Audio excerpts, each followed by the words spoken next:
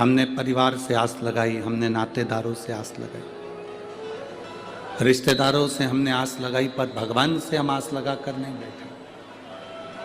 मेरी भटिंडा की जीजियों और मेरे जीजाओं, मेरी बहनों, मेरी बेटियों, बेटाओं, एक बात अपने भीतर उतार कर रखना। जब हम एक लोटा जल लेकर शंकर जी के मंदिर में जाते हैं और जल, जरा ध्यान देना जितने लोग देख रहे हैं, ये शिवलिंग है, ये जलाधारी है,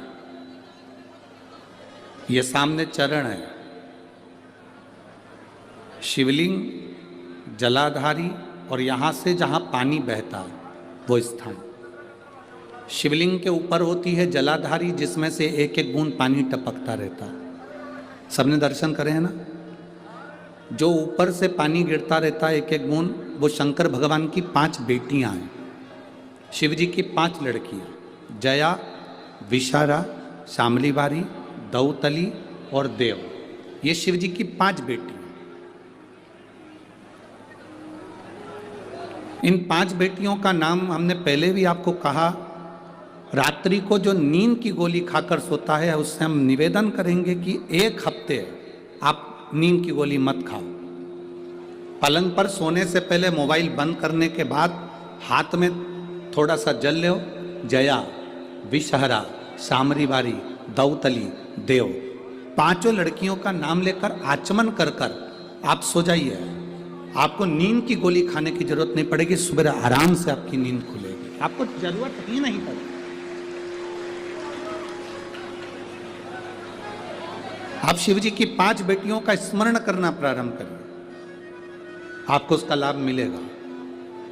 तो ये जलाधारी के ऊपर से जो बूंद बूंद पानी नीचे गिर रहा है, ये जलाधारी, ये जहां से जल नीचे बहता है वो स्थान।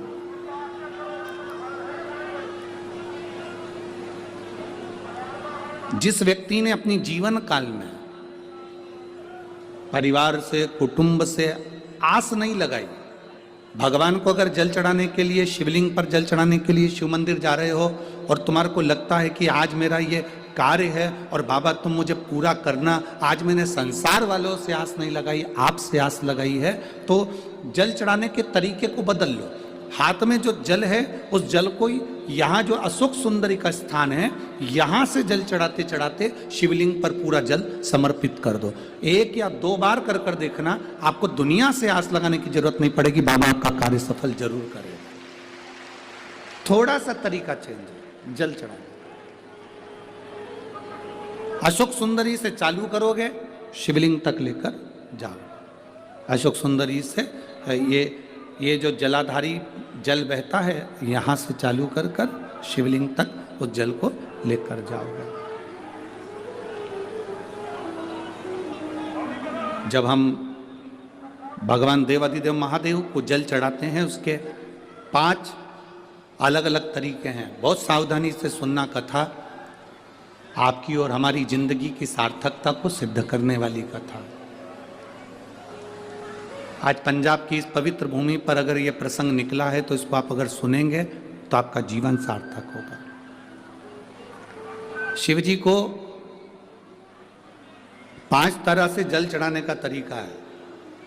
जैसे पंचामृत होता है, दूध, दही, शहद, घी, शक्कर, ये सब पंचामृत के अंतर्गत आते हैं। उसी तरह शंकर जी को 5 तरह से जल चढ़ाने का क्रम वर्णित किया गया। अब उसको समझेंगे, बहुत सावधानी से समझिएगा। पहला, जल लेकर आए, सीधे डायरेक्ट शंकर भगवान के शिवलिंग पर चढ़ा दिया। ये प्रथम जल का चढ़ाने का तरीका।